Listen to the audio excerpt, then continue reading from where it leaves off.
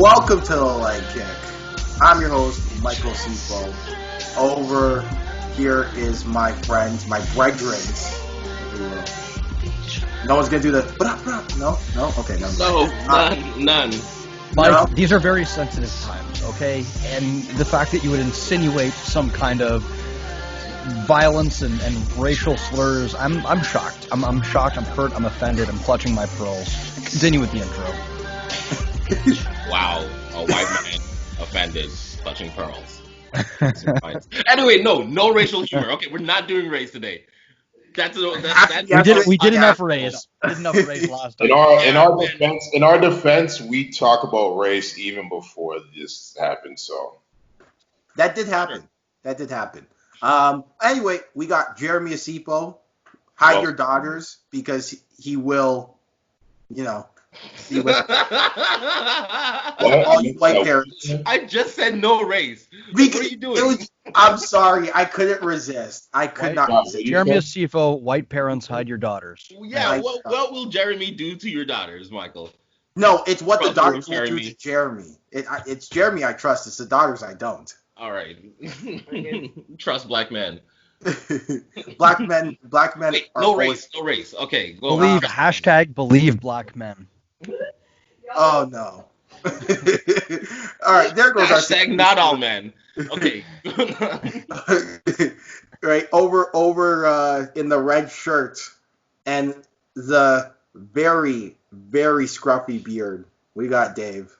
Hi. This is my quarantine beard. Yeah, no, I was gonna make a joke about combing it, but no. We already said no race jokes, so no. Moving on. All right, and then we got Stefano, who's looking at very not baby face as he usually is. You're a boy. Yeah, You're he's usually got You like don't- no beard, and so I'm very concerned. I'm trying, man. You see, since this quarantine started, I'm degenerating into an obese alcoholic. Yes. I'm trying my best, but I figured if I'm going to be an alcoholic, I'll have a few teeth as well, because I can't have all my teeth as well. I need to look a little more unkempt. So, Oh, like that guy from Tiger it's a King. living. Like the guy from where? Tiger King? Yes. Which one? What's his name? The one that had like no teeth and was shirtless the entire interview. Oh, that guy. Yeah, the methed out Adam Levine. Yeah. The straight guy that turned gay for meth. Yeah. Because who wouldn't do that, right? Hey man, meth must be one hell of a drug. I'm not gonna lie. We got leg kick. Do not have a choice. Our drug of choice is caffeine. Okay, For sure. Clean caffeine. Clean. All right. So boys, I guess let's get into the news. Random news. Things are happening. And yeah. Quick Let's question. start with some. Wait, before we start, can I ask a quick question? Yes. Which country do you think has the best food, France or Italy? And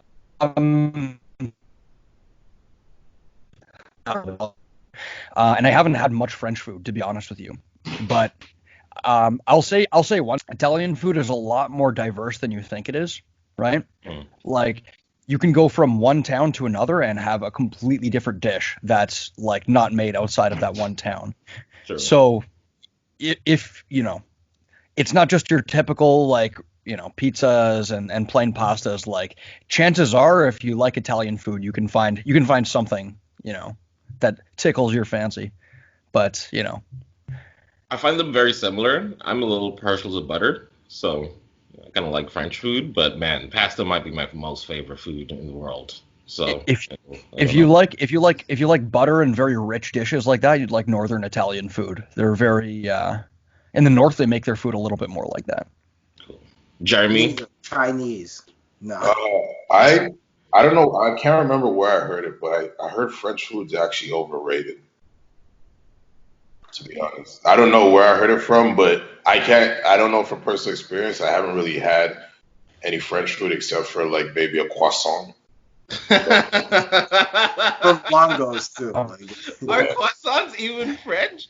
I don't know. I thought Yes, they are, David. Not the ones from Croissants, come on. Loblaws, man. Not the ones from the grocery stores. Those are not French.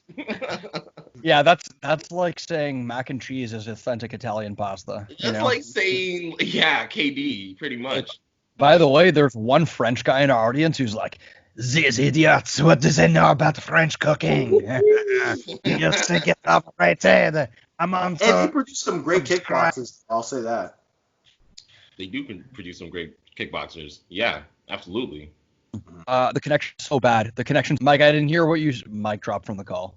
Oh, no, I'm here. You're here? What did you say? Because you just cut out there. The connection is I said so they got some great kickboxers.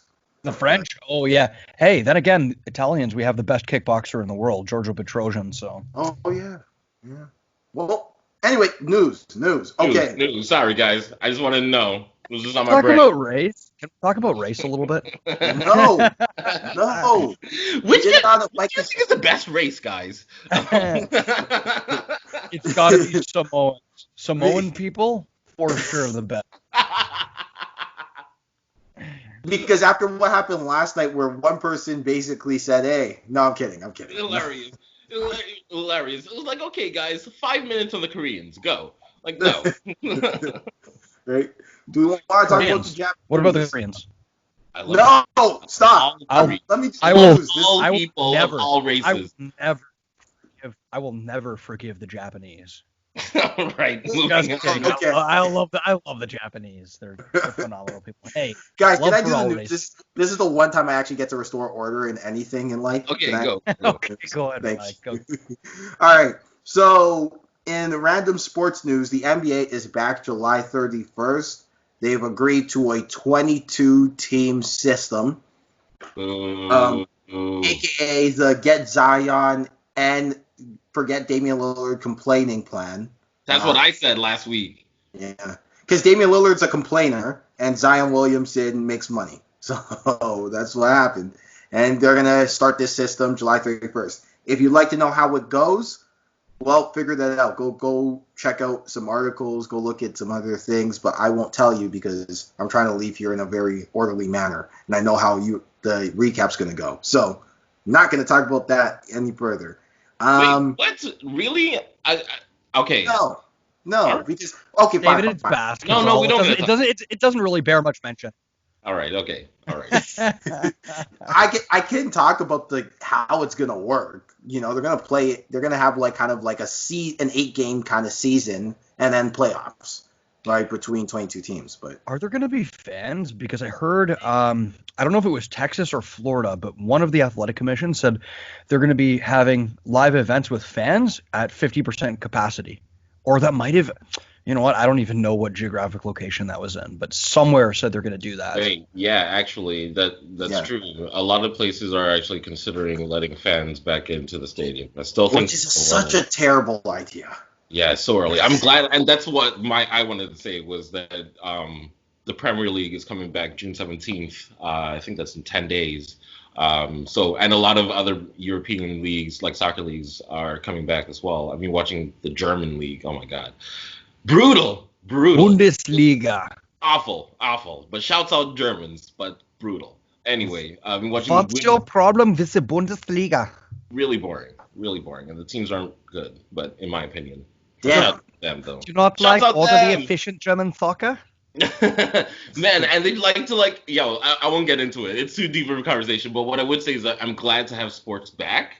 But I still think it's a little early to have people in stadiums, and I still think it's a little dangerous. So, yeah. Okay, well, in lifestyle news, I guess this is the opportunity to talk about race. The saga of Drew Brees was interesting. What did Drew Brees do? Because I read this in the recap. In an interview, so I guess we could start with like a full timeline for people who have been living under a rock. But basically, Drew Brees in an interview, when asked kind of his thoughts on the protests with the NFL and if they're going to be kneeling, he said, and I'm paraphrasing here, if you want the full quote, there is actually a full quote. Hopefully I do it justice here. But basically, I can't get over someone disrespecting the flag. Yeah, he basically said, "I don't give a." He basically says, "I don't give a beep about black people," and I side with Donald Trump. And that is long not what he live said. white supremacy. Hey, can I bring up kind of an opinion that I think hasn't been stated on this thing? Okay. I think, and correct me if I'm wrong, I think we've got a problem with our media Yes. when they I don't care what Drew Brees' opinion is on the riots. It's like, this guy, he's a football player. Play football. You're not a political expert. Why are you putting a microphone in this guy's face asking what he thinks of the protests? Like, you know what I mean? Like, it's Shoot him some bail, though. What's that? Jeremy, you're the expert on this. Sorry, Jeremy, go on. Sorry. I didn't hear what he did. No, I'm saying they probably asked him about the protest because it directly affects the players and also it's probably going to be resurged this season. But I had an opinion on this because I was thinking part of why people are so frustrated and why there's so many marching. Yeah, the video of George Floyd was disturbing, but I think part of the reason why Kaepernick protest was not only to highlight, which was the main reason to highlight police brutality, but also to fight back against establishments and the NFL's control over the players. They just signed a collective bargaining agreement that was terrible for the players, and just showing unity as players kind of makes the NFL nervous. So I think part of it is the fact that to show you can't control us, you can't control every decision we want to make. If we want to stand up for something we believe in, then you're gonna see our collective unity. And the fact that the media is highlighting one thing that Drew Brees said, it's just a way to divide us. It's really ignorant of Drew Brees to say what he said, but also Stefano's kind of right about the fact that we really shouldn't care about what Drew Brees is saying, but it's just a way to divide us. Yeah, I agree. Can I give my sure? Man.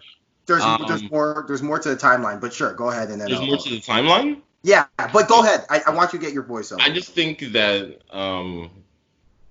for a long time the NFL has kind of been a symbol of the exploitation of I don't want to say minorities, but exploitation of the specifically gifted members of particular groups of people, and they just predominantly just so happen to be black. But for some reason, you don't see Michael Jordans in NFL in terms of you don't see an athlete who's so gifted and so marketable that he eventually becomes a billionaire in his own right and becomes an owner in his own right. All of the Jeremy? NFL. I just want Jeremy to weigh in on that because that sounds a little iffy to me. Is that true? Yeah, they don't tend to market individual players. Even the most marketable person in the NFL, Sorry, 1 second, guys. Tom Brady, he is someone who they still bring the hammer down on. And I think David's right. I think the NFL definitely does exploit the talents of the players, and I think the NFL owners go where the money goes. So yeah, their economic values are largely conservative, but they just kind of say whatever they need to say to keep their businesses. But I think there needs to be more minority ownership in the NFL. Minority ownership in the NFL. Yeah, that owner may very well still go where the money goes, but he'll be able to have a voice in those meetings to kind of bring at least some kind of knowledge into the room of those owners. Yeah, and for me it's almost deeper because you're right. They'll just go. I think the perfect example that they'll just go where the money goes, and why I totally understand why people are freaking out to the Drew Brees thing, is because this is the same organization that blackballed Colin Kaepernick. for taking a knee, and pretty much was like, yeah, we don't really care about whatever issue you're talking about. But all of a sudden, because it's a hot button popular issue now, I think I saw a quote from like the commissioner coming out and saying, Roger Goodell came out and about like, oh yeah, we should have dealt with that differently. Like when all of us were screaming at them, like, you're doing this wrong. Why are you doing this? What you're doing is wrong. He's like, no. But now, several years later, when his career is already like in another stage, it's so easy to go back and say, yeah, we got it wrong. We should have did better. It's kind of. I just find it hilarious. And for me, how it relates to the Drew Brees things is, once again, you have. And we can go into like the historical, and I'm no expert on football, so I don't want to pretend, but I just watch a lot, consume a lot of media, and a lot of like literature is tied. There's a lot of literature on this stuff in terms of like quarterbacks and what they're supposed to look like versus the rest of the support cast, and it just once again feeds into that narrative of how can you be supported, surrounded by so many people who are impacted by this thing, and yet still be so out of touch with like the emotions of those people. I'm not saying hang Drew Brees by the cross. Obviously, he can still throw a football, whatever he wants. I just think like it's really interesting that you keep seeing these. Even Tom Brady, if I'm not mistaken, is a Trump supporter. Like, can you imagine that? Like, I think he's friends with Trump. I don't know if he agrees with everything. I'm gonna have to cut you guys because I need to get through the timeline. Okay, go on. We're just talking. Sorry, because there's more to it. Because Drew Brees actually did come out and apologize. He released a statement. He did. I know that. Yeah, and the statement basically goes as after speaking to some family and some friends, I realized what I said was hurtful, insensitive, and I realized that the protest is not about the flag. It's about a serious issue in police brutality. Donald Trump, right, goes on. How is that possible? Sorry, so you buy that now he just had a conversation and now he realizes? No, he spoke with the PR team. There's more to the time. Let me explain this. Let me explain this block. I'm sorry. Let me explain this block, and then after you can be furious or not furious. Because like if I don't explain this whole block, then what's gonna end up happening is you're gonna say something, and then like you might change your mind. And then go for it. So I just want to present the facts as they are. Go for it. Sorry. I'm emotional. Whatever. I know. So what ended up happening is Donald Trump actually came out and said was in support of Drew Brees, saying that they should respect in the idea of, and I'm paraphrasing, in the idea of respecting the flag. And thought he shouldn't have to apologize. And Drew Brees actually shot back at Donald Trump saying, no, my apology was genuine and sincere, and I get it now, and this is a serious issue that we need to deal with in police brutality, right? Given all those facts, right, this is now the answer. Do you think Drew Brees was genuine? Do you not think it? What's your initial thoughts? Okay. Go. He's genuine. Let's just say that. He's genuine. But I'm still not happy that he's genuine. What do you mean you now get it? Hey, sorry, gents. What did I miss? Nothing. But no. Are we still on that quarterback? We are still on the quarterback. I just said that Drew Brees apologized. Donald Trump tried to. So Cole's notes. Drew Brees apologized. Donald Trump said he shouldn't have apologized, and Drew Brees said, no, I am genuine in my apology. Go. Yeah, I mean, of course he apologized. He realized he put his foot in his mouth. Exactly. He spoke with his PR team, and the PR team told him, like, no, this is the side you want to be on. Like, forget all your sponsorship. Forget all, like, don't worry. That'll be there after the virus. But for right now, you better, like, be on this side of the fence because people are going to be mad. And you know what? Fair enough. I'm not saying Drew Brees is a racist. I don't know him enough, but all I'm going to say is that I guess that's why people are mad. That how can you be surrounded by so many black people and not understand it up until you spoke with family and friends recently? Like, what?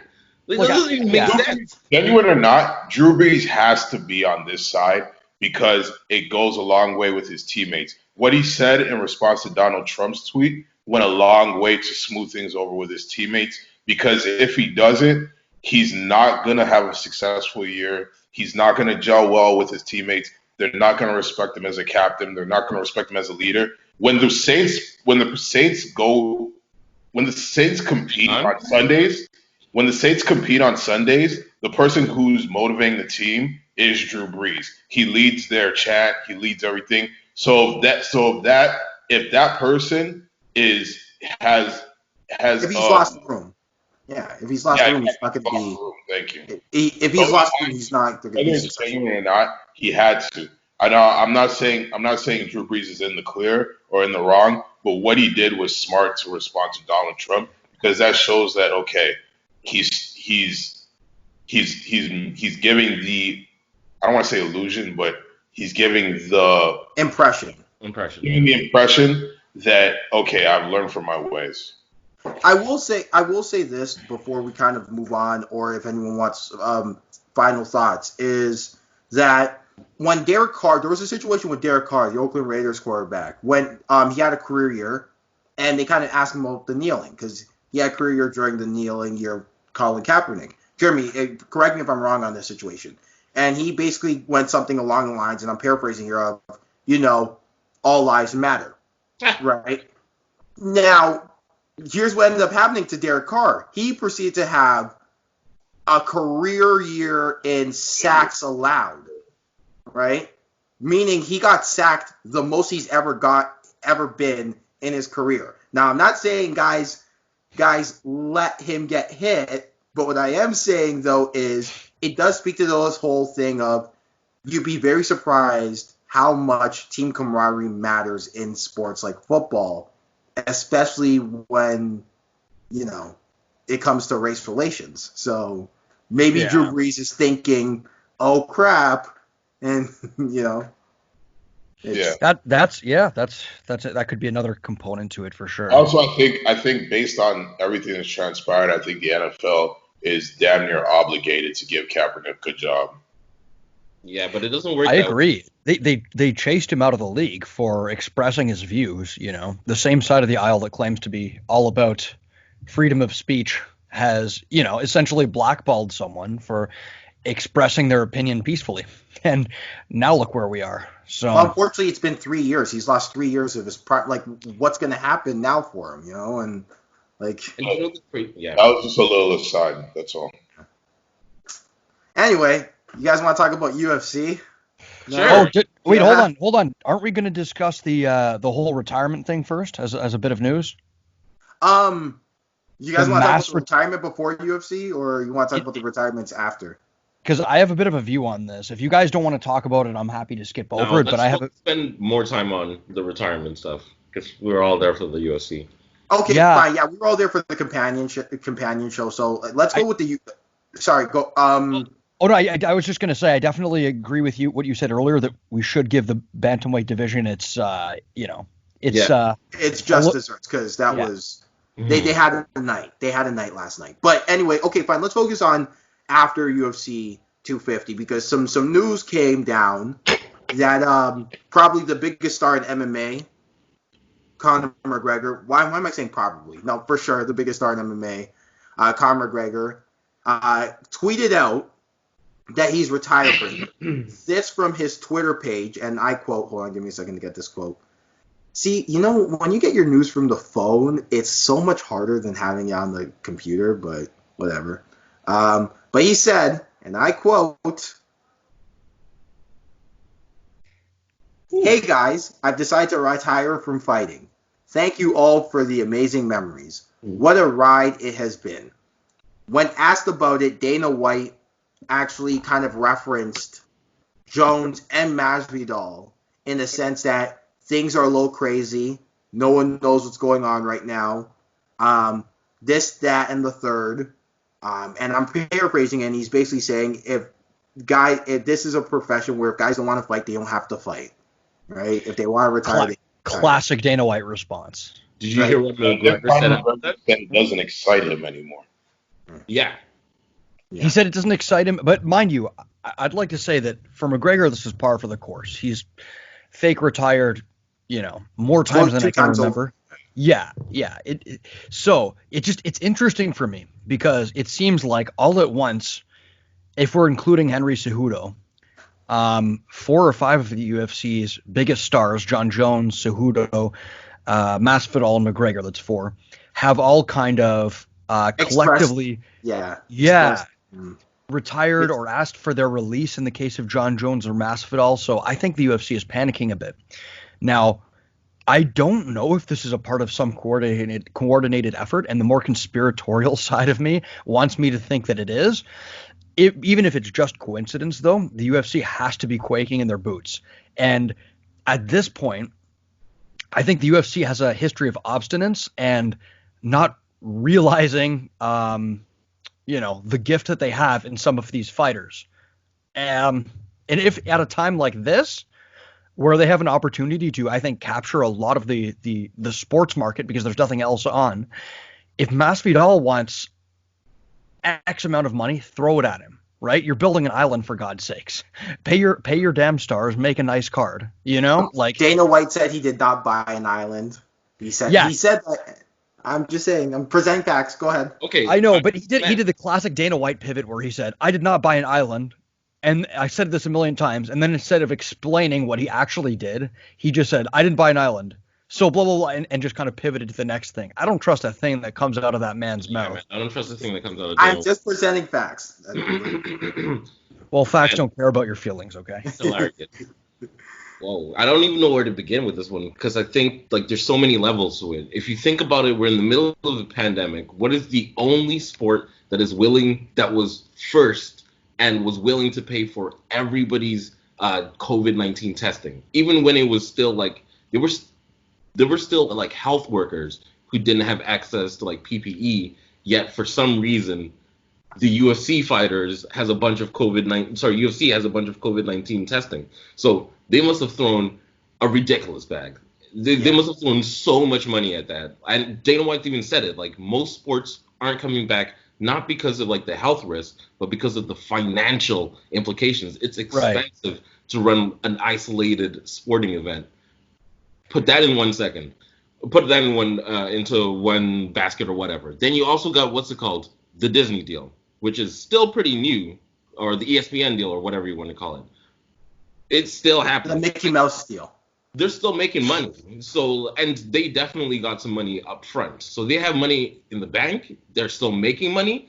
And if I'm not mistaken, I'm not an expert on the deal or anything, but it's not even it's like a licensing deal. So they technically still own the product, and they pay a portion of the profit that they make, which is an amazing deal. I don't know how they did that. I want to speak with their negotiator or whatever, but they're making money. The UFC is making money somehow, some way. They're making money. Their parent company is not.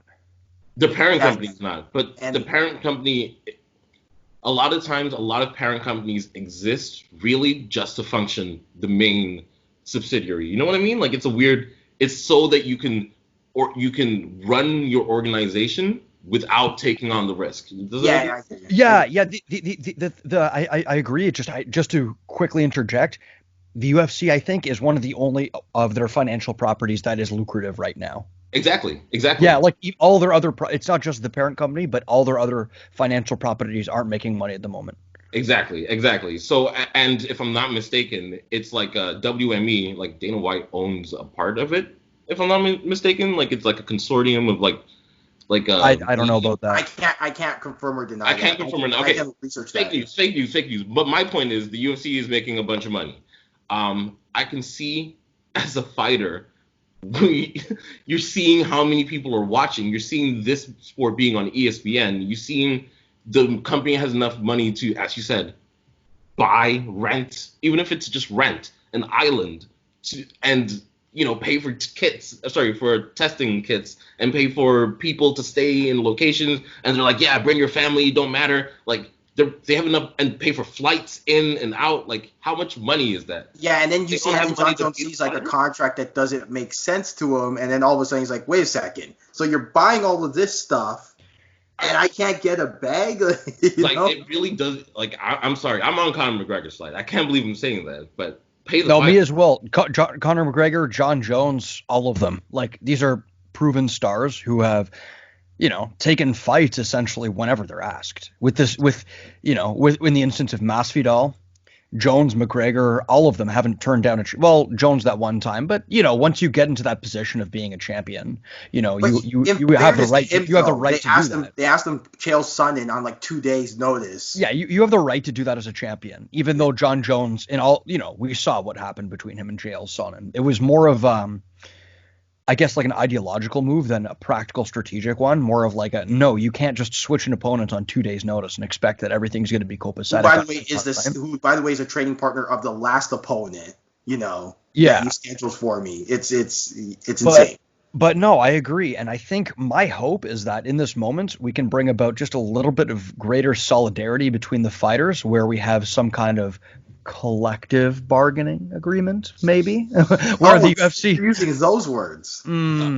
But we'll see, because it seems like in this highly individualistic sport, everyone's trying to pull up the ladder behind them, right? And fighters aren't exactly inclined to think of the next man. They're inclined to think of, lining their own pockets, which fair enough. I can understand that. But yeah, we'll see. This isn't the only individual sport. Like, there are many other well-paying individual sports. And I just think that for so long, we've gotten so used to this format, if that makes any sense, like this business model that we've kind of accepted. Is like, oh yeah, you need an organization and you need to fight in the organization. Why can't you be an independent contractor bouncing from organization to organization, getting checks, getting sponsorship? They have a tournament here, you just compete in the tournament. Why can't it be like golf? Because if John Jones were to lose to Ryan Bader in Bellator, the bump Bellator gets. But think about it this way: if Serena Williams loses the French Open, does that mean that she can't win the U.S. Open? Like, yeah, no, but they're all part of was like that. PA. That's not the same thing. David's got a point though. It was like that in the earlier days of the sport, back when the UFC didn't necessarily have a monopoly on. No, but then Pat Miletich goes on to lose everywhere else but the UFC, and it makes the UFC look bad, right? This is the point I'm trying to make. One guy, just blaming one Randy guy. Couture. Hold on, Randy Couture, Chuck Liddell. Like, there's lots of examples of this, of the reason why Dana White wants to keep guys in the it's true, but it's like you can't have your cake and eat it too. These people can be independent contractors, or they can be, employees. They can be employees, one or the other. You can't call them independent contractors when they want to unionize, but at the same time when they want to take fights elsewhere, remind them that there's no compete clause. Yeah. So really, that's ridiculous. No, I'm with you. I'm just trying to explain, like, this. It's not like unfounded in it's not like, oh yeah, this is a systemic. No, it's founded in evidence that, like, hey, if you are to take people outside of other organizations and put them in other places, it does tend to devalue your product, right? And so it's a risk. Perspective, but that's from the organization's perspective. Mm-hmm. From the fighter's perspective, that doesn't matter. Like, why would I care about that? Why should I have loyalty to an organization? Right, but that's why they put that in the contract. That's all I'm saying. I think in the long run, I think in the long run, because the UFC kind of does have a monopoly on, the elite level of MMA at this point. And while I think it would be better for the fighters in the short term to be able to shop out their talents, I think the UFC should be moving in the direction of, treating their employees more like employees and treating them better, compensating them better. And I think in the long run, one fact that a lot of companies fail to understand is that happier employees are going to make for a better business. Here's where, and I want to kind of get Jeremy in on this too, but I just want to make this point, is that here's where I always noticed, I kind of saw this coming, was when the UFC decided to go with Reebok, because a lot of the fighters didn't had residual income and multiple streams of revenue coming in, right? Where, you hear stories of guys making $500,000 to $1 million. Sometimes more, effectively being in the middle class of the UFC just because they were able to market themselves in a way where they got lots of sponsors. And, say what you will about Condom Depot on the back of your trunks, but Condom Depot paid. And I'm not one of those people who says that you can't make a branding deal work for the fighters. I think you can if it's just the way that UFC executed the Reebok deal was so bad for the fighters that you're starting to see the cracks start to come in. And now I think with the pandemic going on and a lot of issues as a result of it, that's where the fighters are now starting. Now that's where you're starting to see that avalanche of the ball rolling. But truthfully, to me, I think the ball was rolling in 2014 when that Reebok deal came in. Was it 2014? Sorry, was it 2014, 2015 area? That's where, to me, where I think the ball was starting to roll. I'm just looking up when the Reebok deal ends. The Reebok deal is over. It ends at the it expires at the end of 2020. Yeah, so like this year, soon. We'll see. Like the UFC, whatever is going to happen at the end of the Reebok deal is already in motion. Now, I've heard. Speaking of which, because I agree with you, Mike. I feel like a lot of discontent came from the Reebok deal, and like a lot of vitriol was directed towards Reebok, and rightfully so, because they just simply gave the fighters the bad end of the stick. Reebok gear is ugly as hell, and just cutting fighters' pay, one of their main sources of revenue, is just not justified. But we'll see. I heard from LT on his podcast that they weren't going to continue the Reebok. I had no interest in it. They've lost CrossFit at this point, so who knows? They're going to be desperate for some kind of brand deal. But whatever the UFC has in motion, there's probably some back deal negotiations going on already that we don't know about that we'll find out about soon. Whether they're going to open it up back to fighters having their own sponsors or not, we'll have to find out. I want to hear Jeremy's point on this, but I also just before that want to say that the Disney deal has to come into play as well, because if you have Disney, so I keep saying Disney, ESPN, same difference. Mickey Mouse. Disney, if you have Mickey Mouse as your sponsors, there's some sponsors you're not going to be able to have, regardless of how much freedom you want to give your fighters. You're not going to get a Condom Depot ad on a UFC or dude wipes. Yeah, you're just not going to get sponsored Tyron Woodley. What are the Jeremy? What are you going to say? What are you going to say? I think Conor McGregor is being phony. I think that he's trying to get his name in the news cycle, but we're not all sporting corporations aren't like the NBA that naturally had to give power to the players because it's the players who generate.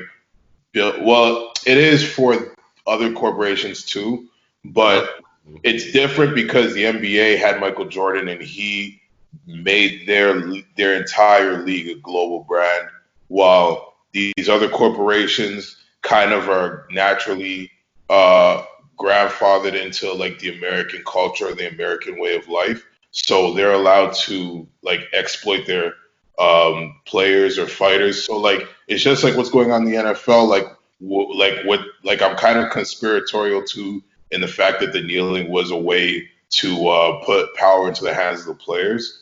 I feel like it's something you need to do. You need to be radical. If it's true that these fighters are kind of seceding from under the thumb of Dana White and the UFC, you kind of have to be radical to bring about change. So if that's what they want to do, more power to them.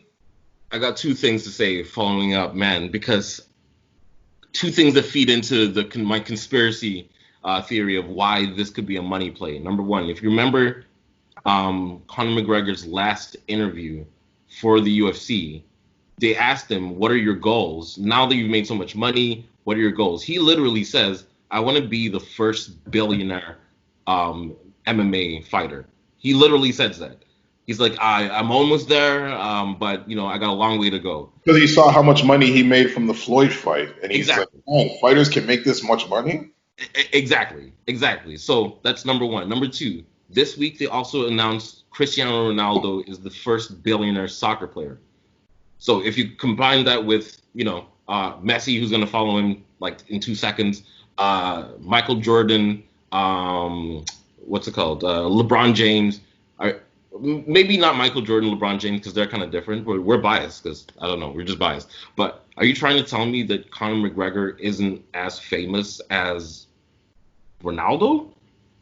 Internationally, I would say no, just because abroad Ronaldo has so much. How about a tenth as famous? I would definitely say he's probably in the 40% as famous. You know Like, what I would mean? say, Like I yeah, can see why he would be like. because Maybe like from you that go brand, to like Europe and a lot of people hear about Conor McGregor. Like he's a household name basically, right? So taking no, forget Conor McGregor. Even John Jones, he says that he wants to leave. They say he wants $30 million for the Ngannou fight, and they're like, "Oh, that's so ridiculous." Is it that ridiculous? How much is Right. like how but much? first of all, that's not what he even asked for. That's not even what he asked for. Even if it But is, yeah, even if I it mean, he deserves it. is that so bad? Is that And so bad? I don't It's think not. it's so bad at all. It's like, man, especially when the UFC is in a time where you're going to be struggling to make big fights at this moment, right? how much does LeBron James make a year? A year. Yeah. Are you trying to say that John Jones works less? So I'm not saying like, and I know that it's not how much you work and it's not a meritocracy. There's other factors, but I'm just saying like as a competitor and as an athlete, I'm seeing my brethren making 10 times, 100 times as much money as I'm making guaranteed. And I'm sitting here risking my life. Like, Yeah, I would say And, I would agree with you. sorry, I go would say ahead. it's not a meritocracy. Unfortunately, it's how much revenue you can generate. And John Jones is sitting back looking at all the revenue he's generated for the UFC over the years. And John Jones is a star, right? He might not be a money-making star on the level of a Brock Lesnar or of a Conor McGregor, but he is a big draw, John Jones. And sitting back and looking at all the money he's generated for the UFC, it's like, hey, why don't I get a larger slice of the pie? Especially when I'm coming in at the last minute like Superman to, save you during the pandemic, put on a big fight against Francis Ngannou. I think he has every right to be, a little bit upset. And I and remember, also, think, thank sorry. I also Sorry. feel like anything can happen as a fighter. Look at Tyron Woodley, who was a star, pretty much, of equal or maybe slightly under John Jones, kind of range. significantly under John Yeah, Jones. and he was dominant for years, like years.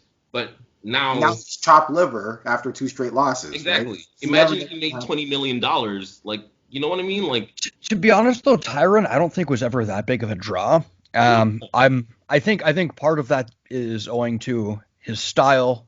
While he does produce some very emphatic knockouts, he was involved in a lot of fans that the casuals didn't necessarily appreciate.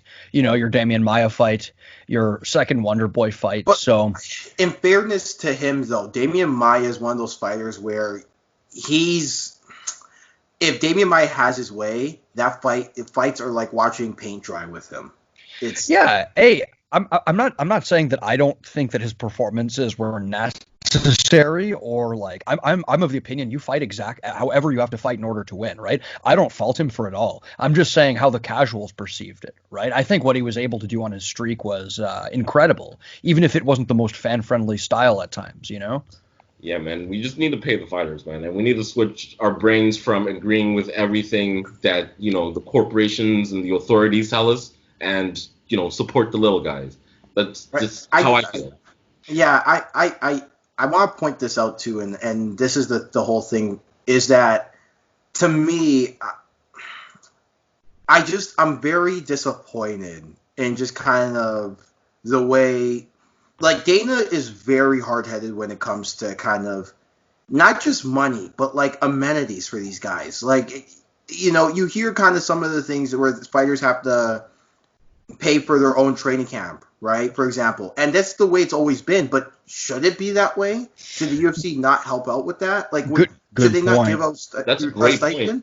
Right? That is, What yeah. do you train and well, I mean, They pay for nutritionists, and Dana White gets mad at Nico Montano for missing weight, and he should be because that's not fair, right? But maybe pay yeah, for her nutritionist, or at least subsidize to help her pay for a nutritionist, I right? I agree. I agree with Mike because when you see the purses that these fighters are making, we assume that 30 grand per fight is 30 grand per fight. It's not. Training camps are expensive, man.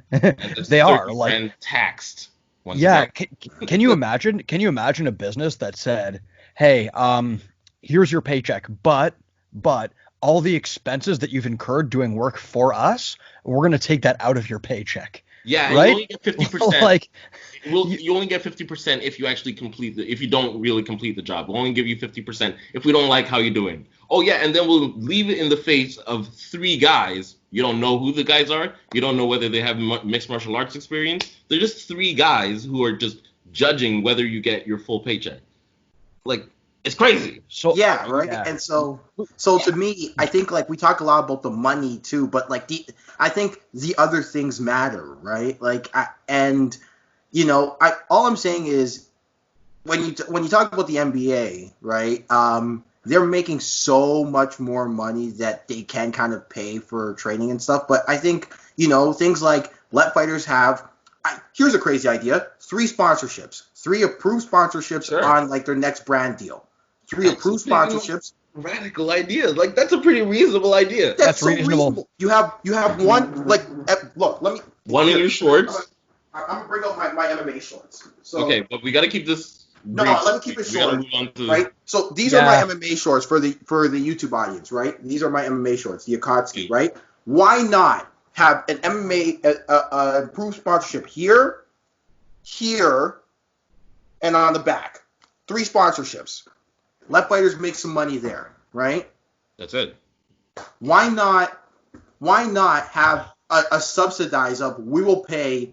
Here's a thought. Here's something crazy. 15% of your training camp, your nutritionist. There you go. Because guys will jack up their training, and I'm not here to make excuses for the UFC anymore, man. But just pay the fighters. Yeah, right? Exactly. Can we pivot now? Because it's 5:30. Yeah, we haven't talked about the fights, and I also, if you guys don't mind, have a little fantasy matchup I want to discuss at the end of the podcast. Sure. I think you guys might appreciate. Fair. Okay. Let me throw these out. Okay. Now. Wow, with such flippancy. Hilarious. You better be cleaning. You better be cleaning your room later. Like Jordan Peterson said, clean your room, bucko. Jordan Peterson? Yeah, he's very big on cleaning the rooms. It's not that weird. I don't like him. I just think he's overrated. But yeah, no, we don't need to go into my thoughts about Jordan Peterson and his hack science. I want to begin by saying, clean your room, bucko. I want to apologize to everyone for my craziness yesterday, because the more I thought about it, the more Felicia Spencer got whooped. Yeah. What were you thinking? She got beat. David, man. I was wondering if you were having a stroke over here. Yeah, man. I'm like, guys, she's in this. Right. I was so shocked. I'm like, guys, no, this is an ass kicking. Like, I root for the underdog so much that like I just really wanted her to be in that fight. But no. I guess we know what Steve Mazzagatti was thinking all those years, eh? Come on, you can do it. You can do it. So what? You're knocked out. Man. Like, come back to life. Especially if you consider like some of the stuff that we said earlier, like, if it goes to the ground, Amanda Nunes could really be tested. Dude, but you know what? There was no test. Dude, you know what really shocked me? It wasn't just like Amanda Nunes striking, having a field day, but she was just so much more physically stronger than Felicia Spencer. And then you look at Felicia Spencer versus Cyborg, and strength-wise, like Cyborg was definitely a stronger of the two, but it wasn't like that much of a gap like it was with Nunes and Spencer. Yeah, Cyborg's strong, and she's a big hitter. But one thing that really surprised me, I don't know if you guys remember the Holly Holm Cyborg fight. Mm-hmm. Thinking back on that fight, Holly Holm for long stretches of time was able to press Cyborg up against the cage and just kind of control her there with double underhooks. She didn't really end up capitalizing on that and doing anything with it, which ended up leading her to lose the fight. But I genuinely think Amanda Nunes has a different sort of physicality from most of the women in the division, right? Like, she's just so much stronger, right? And she just that's what I was talking about in the Fight Companion, was she's more of an athlete than a lot of these girls. Like, yeah. I really want to say that, and that was another thought that I've had a little bit more time to ruminate on, is that hilarious. Athletics or athleticism is a really loose concept. It is. An athlete in football is different from an athlete in basketball. When we say explosion in MMA, that means different from in soccer than like tennis or in every sport. Like, it's different. So I don't know. It's necessarily that she's more athletic, because there's other good athletes. No, I get what you're trying to say, and I do agree to an extent. But I would say this: if we were to run a combine, right, an MMA combine, get 'em NFL style, do the bench press, do the 40-yard, do the jump, right? I think Amanda Nunes would do really well in comparison to a lot of these girls. Am I wrong? I agree. Yeah. I agree that she's athletic, but also when I see Amanda Nunes fight, I see somebody who's like hitting to hurt. Yeah. When I see a lot of women fight, like, it's sometimes a lot of them, it seems like they're just trying to land their punches and not get hit in return. When I see Amanda Nunes fight, I see someone hitting to hurt, like, not just like in football too. You see somebody like who's just trying to tackle somebody, and then somebody who's actually trying to like decapitate you. Like when Amanda Nunes was punching Felicia Spencer last night, she was trying to break her face. Yeah, I feel like. No, I was just gonna say, like, really quickly, I think she fights like a bully in the best. Exactly, a bully. Absolutely. Almost like Cyborg-esque in, like, she just bites down and she's just willing to hit you, kind of like nobody else. Cyborg's the only other female fighter that I can think that does that. I would say as well, I think power in your hands is a bit more of a rarity in the female divisions. Oh, by the way, you're not thinking about as far as fighters who are biting down and trying to hurt you. Don't forget my girl Jessica Andrade. But sure. Yeah, I think. But she's not nearly the athlete. But again, she's not nearly the athlete. No, I agree. But I'm just saying, I think power in one's hands is much more of a rarity in the female divisions. And when a woman has truly, like, is gifted with that power, like Amanda Nunes, it stands out. It really stands out. Like, even Valentina, who's, as much as I like to joke about Valentina, Valentina's an elite level striker, but a lot of her knockouts come by way of kick, right? Or they come by way of her. It's just Amanda, she's whatever at the reason, right time, and she's gifted with the kind of physiology that's going to produce just concussive force in all of her limbs. And the thing about Amanda too is long limbs. She's got telephone pole arms, right? And she's turning into that right. I always say it's like a straight mixed with an overhand, because the angle that she throws it at, it's a straight, by technicality, but she's coming like almost over the top into the temple of these girls and hitting them, turning in with force. And it's a concept that, we all know, like, everyone who's kind of taught a martial arts class or been in a martial arts class, your teacher will always say, turn your hips on those punches. They'll always say you want to turn those hips. And that's the example I'm talking about. She just, the way she turns into things, you know what I'm saying? And Felicia just was not ready. And then you compare in comparison to Felicia, and, as much as a lot of jokes I made about her being slow, the cumbersome aspect in comparison to Amanda really stood out, because Amanda is fluid, and Felicia, aside from a couple kicks she threw here and there, did not look like the same. Yeah, it's not even just Amanda is fluid, I agree. But she's also tall. She's just as big as any girl in the division. She's also just as strong. She can, like, stronger. You know what I mean? Like, it's not just that she's, like, super fluid with everything. She's also like physical as well with it. So I think she's a good combination of, like, the two different aspects of, like, skill and also physicality as well. You know what? I think what helps is that she's proportionately strong. She's not bottom heavy. She's not top heavy.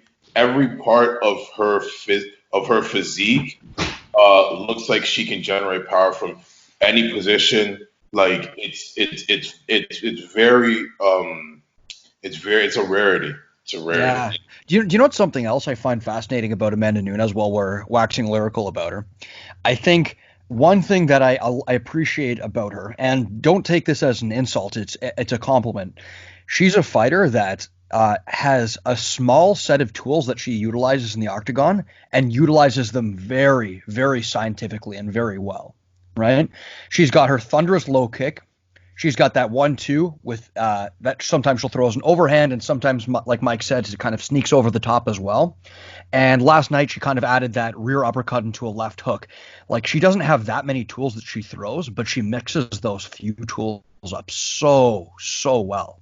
Like she has a very almost like a Michael Johnson, I'd say, where it's like a few strikes used in a very sophisticated way. If only Michael Johnson.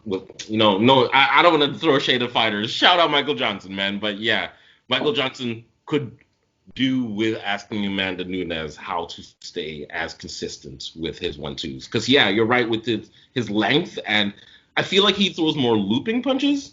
Michael Johnson? Yeah. I don't know. When he's on his game, he's throwing a great jab cross. He's also a southpaw. But the problem with him is he's just so fast that when he's gotten away with it, right? I think it's an athleticism thing. He's over the hill a little bit. But anyway. You guys want to talk about the bantamweight? Yeah, can I lead in? I want to ask you guys a question. And because we saw 3 great matchups at bantamweight, 3 spectacular finishes, and I wanted to ask you, who are you most excited to see out of the 3 fights? Like, whose career are you most excited to follow coming up between Aljo, Sean O'Malley, and Cody Garbrandt and Cody, my boy Cody? Whose career are you most excited to see progress? Can I start? Chase Hooper. Sorry, go on. Yeah. Can I start? I would say Aljo. I think the evolution of Aljo is going to be very interesting. The way he just jumped on Corey Sandhagen's back was masterful. And I think this is a guy who the reason why I want him to progress in comparison to everybody else is this is a guy who's intelligent. You know what I'm saying? He's smart. He's well read. And you can tell in the way he speaks, even on the Joe Rogan podcast when he made his appearance, very smart guy, very intelligent, very well read. But he still kind of has that feel and that air about him of, a guy that you'd like to have a party with, a beer with. He doesn't seem over your head in a way. And so, now that we're starting to now see those skills, I think this guy could be the next star of the UFC. And even better, I think he's the one who will finally get, because I think it happens more with the black community in MMA than with the white community. But we're going to see a guy who's going to make people respect grappling martial arts. Yes. Because right now I still think there's a disconnect between the black community and the respect for grappling martial arts. I see it in the gym a lot, right? How many black guys have you seen call grappling gay?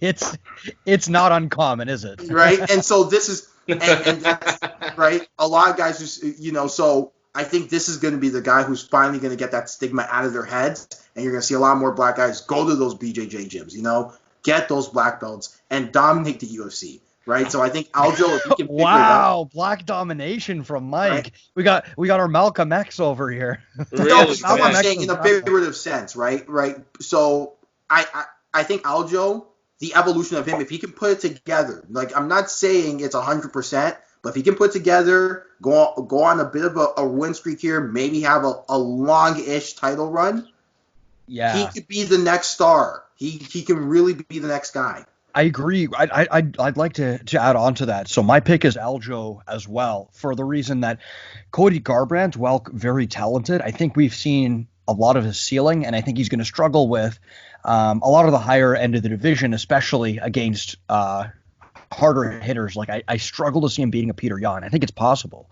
And as far as a Sean O'Malley, I think even still, we can't. While that was a very exciting victory against Eddie Wineland, I'm not sure how much of that we can say is Eddie Wineland being a bit over the hill. Now, as far as Aljo, I think his evolution is fascinating. He's not the best boxer, right? He's a good striker who can maximize himself at long range. I think what's most exciting about him is not just that he's a great grappler, not just that he's a great kicker, but the fact that he's finding a way to force his effective ranges on his opponents, right? Earlier in his career, we saw someone who was good in certain ranges, but really struggled to, force the fight into those distances. But against Corey Sandhagen, he did exactly that. He wasted no time. He knows where his bread is buttered.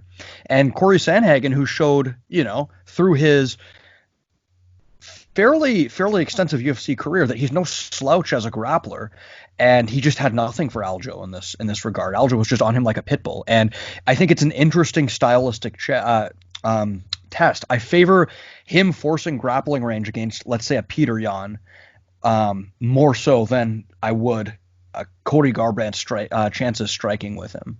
So I'm interested to see Aljo's ceiling. And also, I just wanted to point out, he didn't have Ray Longo and Matt Serra in his corner for this fight. Yeah, no, that's interesting. I don't know enough about the three bantamweights. I mean, I haven't seen enough of the three bantamweights previous fights to know who I'm like most excited about in the future. But my fight of the night was Aljo for sure, because the fact that he went into it being the underdog, and just like the way he was able to get what he wanted and take it to the ground. I was fairly impressed with his performance. So he was my fight of the night, personally. David? I can't even remember the question.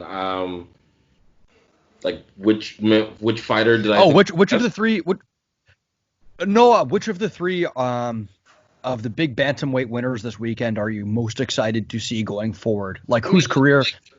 I like the idea that Sterling, but if I'm not mistaken, he's like deep into his 30s, right? He's like 34, 35. I don't know if he's that old, is he? Is he? Let's look this up. Yeah, that could explain a lot, because he's very mature when he speaks, and so that. No, he's 30. Okay, so he's not too old. He's not too old. Yeah, he's entered his prime.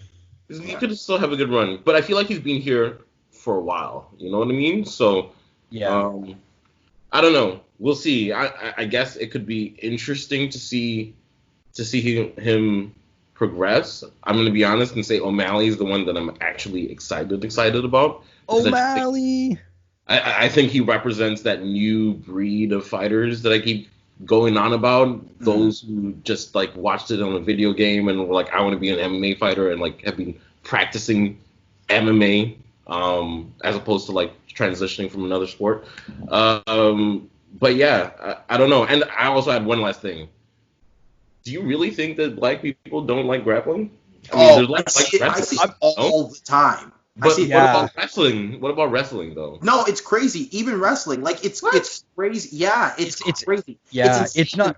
It's right? Not that it's yeah. Sorry, like the boxers, they'll maybe be okay with the Eastern martial arts, and everything else is foreign to them, right? And I'm talking about casuals. I'm not talking about guys who they've submitted to the idea. I'm talking when you're trying to get these athletes, these football guys, these basketball guys, and you're trying to transition them into MMA. They hate it.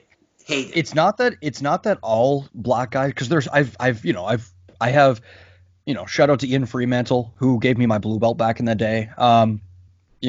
Black guy who's a black belt in Brazilian Jiu-Jitsu, and then even within the Toronto community, there's like Darson Hemmings and other excellent Brazilian Jiu-Jitsu athletes like that. But I mean, by and large, yeah, it seems for whatever reason, black people are a lot more resistant to the idea of grappling than white people are. Yeah, and being heterosexual.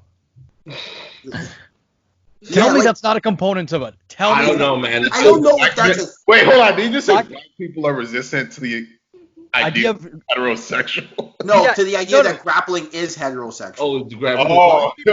Black people think grappling is gay. To the idea of being don't disrespect. No, I'm not going to disagree with him that saying that I have had those conversations about grappling being very gay. But forget that, because it is homoerotic. That's just the truth. Like, there's no two ways about it. David. There is no two ways about it. Listen, MMA is one of the most homoerotic sports there is, period. David, are you hoping that when we grapple, I slip it in or something? Is this what you're saying? Because moving on. No, I'm. Woo. Okay. No, sometimes, dude, you just come out. Sometimes you're on point. Sometimes you just come up with an opinion that's just out in left field. Not left field. Look, I homoerotic sports out there. Wait, what do you mean by homo? Wait, hold on. What do you mean by homoerotic? It has like that. I'm deriving sexual. Do you think I'm deriving sexual pleasure when I'm doing Brazilian Jiu-Jitsu? No. Just the image and even the way it's shot. Sometimes like the camera angles are like between guys' legs, and you got like, come on, man, like they know what okay, I can agree with that. I've heard weird conversations with women who said, like, I don't know if Stefano, you've had this, but like women who are like watching the sport, they've said that like sometimes watching an MMA fight turns them on. They've said that. Super homoerotic, man. Like it's shot well, it's done well. But wait, hold on, David. First of all, I'm your sexist patriarchal views right now. You overlook the fact that women do MMA as well, and that's very erotic as well. So yeah. But hold on, but homoerotic is not exclusive to males. That's not the point. The point is anyway. Sorry. We're moving on. Just a quick aside on. Wait, no, I lost it. Never mind. On homoerotic. No. You guys want to talk about Cody Stamen at all? Yeah. I didn't actually see that fight, but I didn't get a chance to watch all of it. I watched some of the highlights and everything. But the story is just really impressive. So Cody Stamen's brother, it was his brother, 18-year-old brother, died suddenly last week. And he was faced with a decision to, he would have, listen, no one would have faulted him for saying, hey, I need some time, I'm pulling out. I think that's fair to say. And he, made the decision to make the walk and fight and put on a hell of a performance against a very tough guy in Brian Kelleher, right? Yeah. I think it was pretty decisive. Yeah. And after, of course, we all saw the video and images of him just breaking down, right? After that performance. I just, I think it goes without saying, that's, Cody Stamen, our thoughts and prayers are with you, first off, and second off, wow, just like that was inspiring. Yeah, what a terrible situation, and man, for him to overcome that kind of adversity, like, yeah, rest in peace to Cody Stamen's brother. It's awful, and some people deal with grief differently. Like I remember Vitor Belfort fought after his sister was abducted, and I don't remember if Jake Shields chose to fight or pull out when his dad passed away right before his fight, Jack Shields. But it goes to show you, man, some people need that time off. Some people would rather just said nobody could have faulted him for either decision. But yeah, what an inspiring performance. For sure. All the more reason to pay fighters, because that's how much it means to them. Yeah. Pay them. Come on, man. No, I'm not saying anything. I was gonna say, like, you got fighters who wake up in the morning and train 2 times a day, right, and make this their life's work, right, only for them to retire and basically be like living paycheck to paycheck. Yeah. Right. I think it's just it's unfair, and we've now got to a place in the past where our sport was not as prominent. Maybe you can make an argument for that, but we've now got to a point where that just cannot stand. Yeah. Rest in peace to his brother as well, obviously. Yeah. Man. I want to say this actually. Amanda Nunes. Would it be crazy? Let me ask you guys this question, because we got an ask question, but I don't like it very much, so I'm gonna make this one the ask question. What was the ask question that we got? Right, it was some stupid about like Jeremy and Stefano was like, if who could win a fight or something like that. It was stupid. It was garbage. That is stupid. Who would ever think Jeremy could beat me in a fight? Hilarious. Okay. What? Jeremy, I got Jeremy round 1 TKO. I knew you had many talents. I didn't know comedian was one of them. But wow. Fiction writer. It's cute that you think that. I'm not 100%. I'm not 100% adverse to the fact that I think Stefano wrote that in.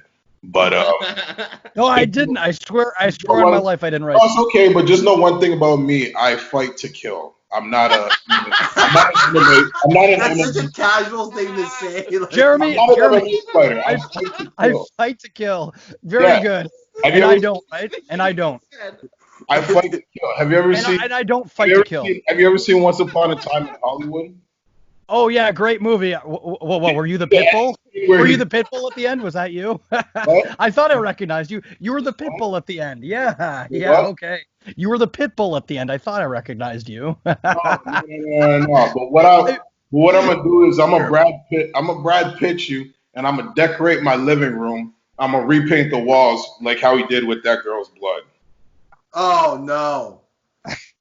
Jeremy, my sport involves fighting other people until a referee pulls me off of them because they're begging for their life. Your sport involves chasing around balls. So let's calm down here, okay? Let's just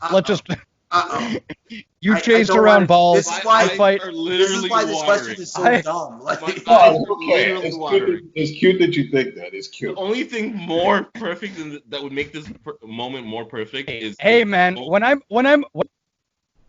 is if you both pulled out your penises. But let's move on. no. Hey, Oh, all I'm saying, You see what I mean? Fighting is homoerotic. Let's go. all I'm saying is that I have a proven record. No. This is what happened if Jeremy would pull out his dick on camera. And roll the credits. But all I'm saying is This that is why there's a this proven question was so record. dumb. There's a proven record on the internet that when I fight people, by the end of it, they're begging for their life for me to be pulled off of them. Michael, what is the question, please? What was your question? Okay, if Amanda Nunes and Valentina Shevchenko were to fight for a third time, who wins that fight? Amanda Nunes. I think it's Valentina Shevchenko. I truly believe it. I'm gonna have to go back and watch their previous fights because it was so ago that I saw them. So I'm going to abstain from making an opinion at this point. Man,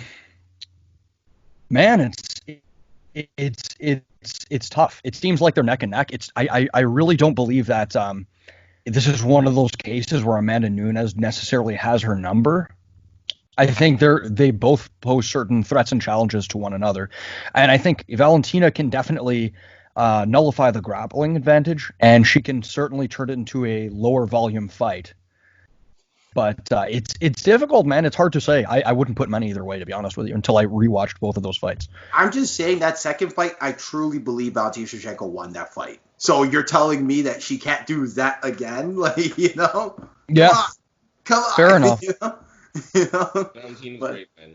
She's great. I'm a Valentina Shevchenko fan, but after watching the Amanda Nunes fight, I really don't know. Yeah. Like, I'm not saying it's domination. Might have but said what? I'm not saying it's a domination. I'm just saying, like, it's definitely.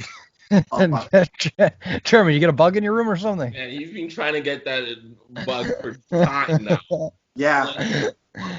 Did you get him? No, not even close. Yeah, I didn't even know. Hey, man, just so you know, that's what it would be like trying to hit me. You're just going to be swinging at it. But it's just the bug's too small. I can't see it. I mean, you're built like a salamander, but you're not. This guy said a salamander. Hilarious. I probably built like one of those giant Japanese salamanders that drags people into the water and strangles them. But those exist. I'm built like an alligator. I eat everything in the lake. Okay, this is weird now. This is why that question was stupid. At this point, this macho posturing is just getting too much. It's like we're just like, oh yeah, I'm like a spider monkey, you know. I eat twice my body weight in bananas, and I have a prehensile tail, and yeah, okay. Guys, do you want to move on to the fantasy matchup I have, because I have an interesting fantasy matchup I wanted to discuss with you guys. Mm-hmm. I get the feeling that unfortunately, guys, I hope that you are aware of these two fighters, but I get the feeling that maybe only me and Mike are going to be discussing this one. Wow. Don't count David out. Illusionary, but let's go. Well, I know that one of the fighters you're going to have a good beat on, but the other one I'm not sure if you've seen a lot of their career. I know you've probably seen a couple of their fights. But one of these fighters, the majority of their prime took place outside the UFC, which is why I think it makes this matchup interesting. So for this segment that I'm going to propose, we think about the fighters, both of them in their prime, right? I don't want you to think about this fighter in their decline. I want you to think about when they were at their best, right? Okay. So without further ado, let's discuss a potential matchup between, on one side, one of the most athletic human beings to ever step in any combat arena, Kevin Randleman, the man who suplexed Fedor on his head and damn near killed him, against a man who a lot of people thought would be the man to defeat Anderson Silva, but never really got into the UFC in his prime. We're going to make that an Instagram question. Another athletic freak, an Olympic champion, Hector Lombard.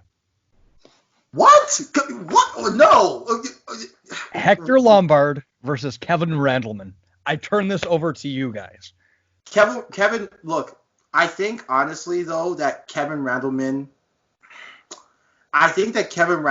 is not the technical genius that Hector Lombard was in his prime when he was on. We're assuming that USADA isn't a thing, right? Oh no. Okay, so USADA's blind, right? Okay, there we go. Because that's the matchup I want to see. No USADA. Give him all the steroids, all of the testosterone, all of the HGH. I just think Kevin Randleman is too big. Is that weird? Because I know the height difference is actually not that bad. Like, what is it? Hector Lombard's like 5'8", 5'9", and Kevin Randleman was 5'10". But at the same time, Kevin Randleman would have to kill himself to get to 205. And Kevin Randleman has fought.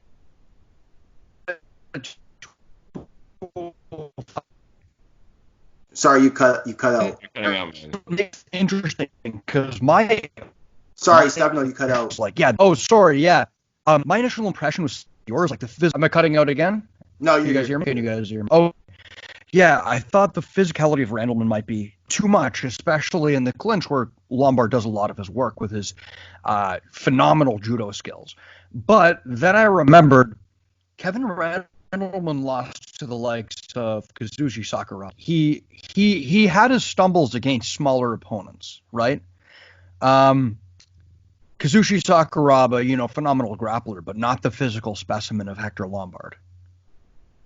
But, okay, if you, in a vacuum, would you rather be the grappler of Kazushi Sakuraba or the grappler of Hector Lombard? It's hard to say because they're very different styles of grappling, right? Like Kazushi Sakuraba's grappling largely revolves around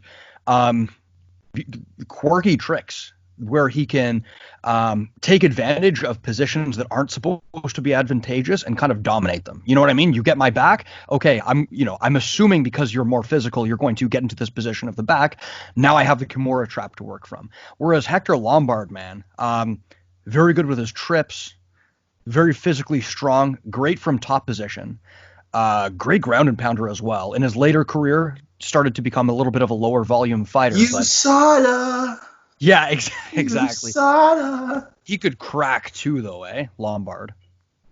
Yeah, but see, it's crazy to me because, in his later career, what ended up happening, right? He was at 185, right? And then went down to 170 because his frame was not able to sustain itself when USADA came in. USADA.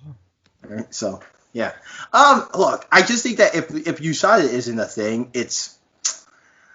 I just think Kevin Randleman's too big. I truly believe it. Too big, too powerful, cracks hard. Like, he hits hard too. I really like Kevin Randleman's physicality. Like, a lot of people don't talk about it. He's the original kind of physical guy. Like, he's the guy who's like really, who just really demonstrates that mentality of me or you in that ring when he was in Pride. So his jawline made no sense to me. It was like most people's jaws his jawline was like this thick. He was the true Crimson Chin. Like, David, what do you think, man? Did you witness either of these guys in their prime, or have you gone back and watched any of their fights? I can confess that I did not. They are both huge, jacked black guys. Yeah, those are my thoughts. I didn't see much of Kevin Randleman's fighting at all, at all. So I can't really give an opinion on that. I'm not really sure I caught the best of Hector Lombard because from what I understand, by the time he was in the UFC, he was already kind of on the decline. So Very And much this so. USADA. It's hilarious. I just So looked yeah, at I'd say both USADA and aging, because keep in mind, like Hector Lombard, I remember back in Anderson Silva's prime, like when he was facing the uh, the Rich Franklins of the world and the Forrest Griffins. Back then, there was this monster at 185 over in Bellator named Hector Lombard. That a lot of people thought if this guy were to come over and face Anderson Silva, Anderson wouldn't stand a chance. To be honest, I think, yeah, it's hard to say because Lombard could box, decently defensively responsible as most Cuban fighters tend to be. But yeah, it's hard to say. I'm going to have to. I favor Randleman in the early going. Because, man, just the way he put down Mirko Krokop for me, it's terrifying. I would probably lean towards Randleman, but I wouldn't hate Hector Lombard's chances if he could turn it into a grappling fight. I could definitely put in like a Felicia Spencer style, like if you give me, if I put $20 on you, you could give me $100, and therefore, like, okay, But nah, I got Randleman. He's just too big, and he's too physical. There's a reason why Krokop had so much trouble with him, and why Boss Rudin had so much trouble with him. It's just some guys, when they approach you with that physicality, it's hard to deal with. My boy Boss beat him though. On the scorecards, yeah, but if we watch that fight again, well, I like Boss Mike, too. Hold on. If you keep talking like this about Boss Rutan, I'm sorry, sir, but I'm going to have to break your leg. All right, well. Have you seen that video? No? Anyone seen Boss Rutan self? Okay, just making sure. Yes, I have. For a while, it was on the score. The score actually used to have it as one of their things. Like the score at 10:30 at night on Friday. Used to have his show on. He literally just, for a self-defense thing, got drunk and, like, just kind of, oh, look, just kind of all of ad hoc, like, just came up with it on the spot. His self-defense video. He was just like, oh, here's a pepper shaker. I can throw this in someone's eyes, Man. Yeah, no, he was funny. He's a funny guy. But anyway. All right, well, I'm pretty much tired, so let's end the podcast here. Anything anyone else is doing over the weekend they want to talk about and share with the people? Anyone? Not really, but we have our videos coming out this week, right? Our yet to be named series of interviews with gym owners in Ottawa, where we're talking about how MMA gyms are coping with COVID. So if you're interested, check them out. They'll be on our YouTube page. Shout out to David for producing that great content. Oh. Shout out to the gym owners for sitting down to talk with me. That was pretty cool. Good to be part of the community. Support your local gyms, everyone. Yeah. Some interesting stories. That's why I'm also really pumped about sports coming back. As much as I want to hate on the UFC and I want to hate on the NBA for trying to come back, when TV sports come back, soon sports in the community are going to come back. I feel like we're just waiting for them to do it and be safe, and then we're going to follow suit. Yeah. I was literally going to fight 2 weeks after I lost. So I was like immediately. So why not? Okay, cool. Stefano, talk about how you're going to burn people at the stake for our podcast.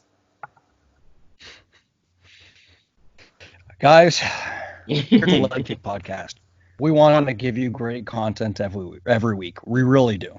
But we're currently lacking in the proper amount of subscribers. So if we don't get to 100,000 subscribers, 1 million subscribers by next Wednesday, we will restart the Spanish Inquisition. Guys, I'm serious about this.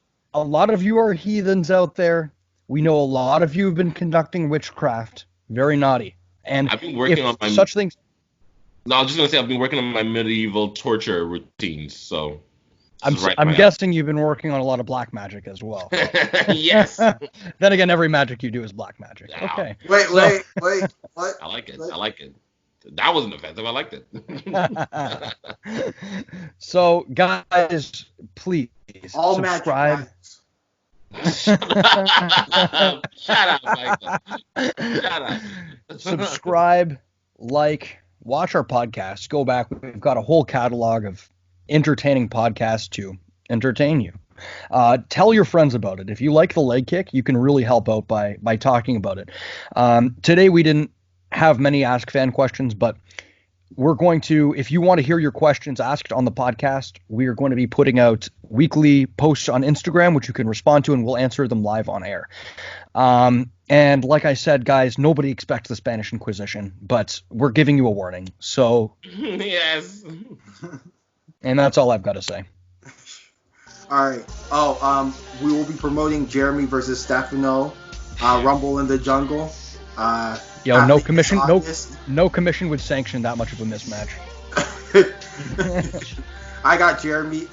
Betting lines are Jeremy a minus. It's even funnier a second time. Right. Okay. Right.